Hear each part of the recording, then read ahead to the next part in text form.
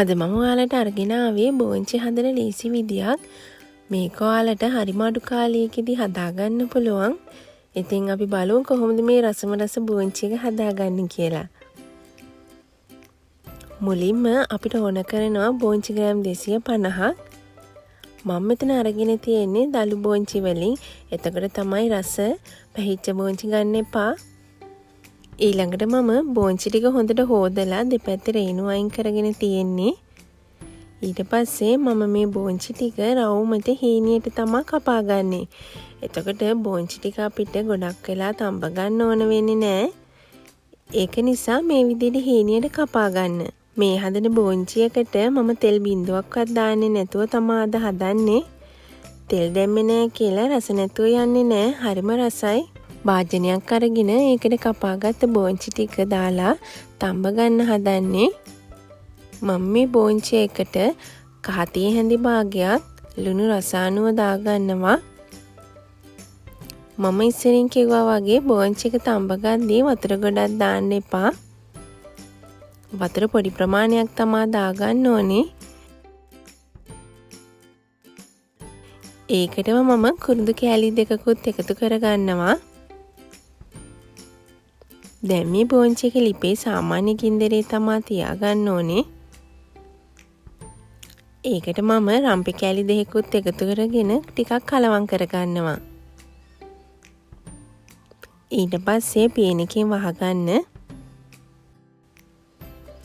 බෝංචි එක තැම්බෙනකම් මම බෝංචි එකට අවශ්‍ය පොල් මැල්ලුම හදාගන්න යන්නේ. පොල් මැල්ලුමට අවශ්‍ය වෙනවා සූදුරු තේ හැඳි එකක්, අබ තේ හැඳි එකක්, කරපිංච ටිකක්, පොඩි බීලුණු ගෙඩියක් කපාගෙන තියෙනවා. තව සුදුලුණු බිග් දෙකක් සහ මිරිස් කරල් දෙකක් ඕන කරනවා.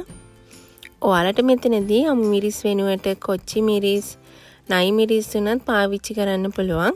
මුලින්ම මම සූදුරු ටිකයි අබ ටිකයි කොටා ගන්නවා. ඊළඟට එකතු කරගන්නවා කපාගත් බීලුණු ටිකයි, සුදුලුණු ටිකයි, අමු මිරිස් ටිකයි. ඒ ටිකත් බාගට කොටා ගද්දී මම එකතු කරගන්නවා කරපිංච ටික.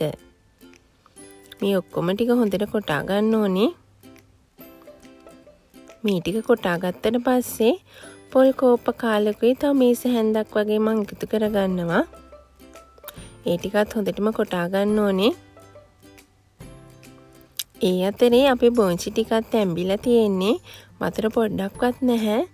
මම ගොඩක් වෙලා බෝංචි ටික තඹ ගත්තේ නැහැ. දැන් ලිප ඕෆ් කරගන්න. දැන් අපේ පොල් මැල්ලුමත් ලෑස්ති. ඊට පස්සේ බෝංචි එකට කොටාගත්ත පොල් මැල්ලුම් ටික දාගන්නවා. පොල් මැල්ලුම දාගත්තට පස්සේ හොඳට කලවම් කරගන්න ඕනේ. දැන් මම ගෑස් ලිප ඔන් කරලා අඩු ගින්දරේ පොල් ටික මලව ගන්න යන්නේ. මම තව ලුණු ටිකක් එකතු කරගන්නවා.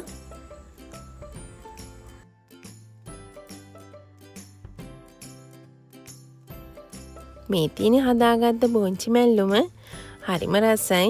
ඔයාලත් හදලා බලන්න. ඉතින් අද මගේ වීඩියෝ එකට කැමති නම් ලයික් එකක් දාන්න, කමෙන්ට් එකක් දාන්න.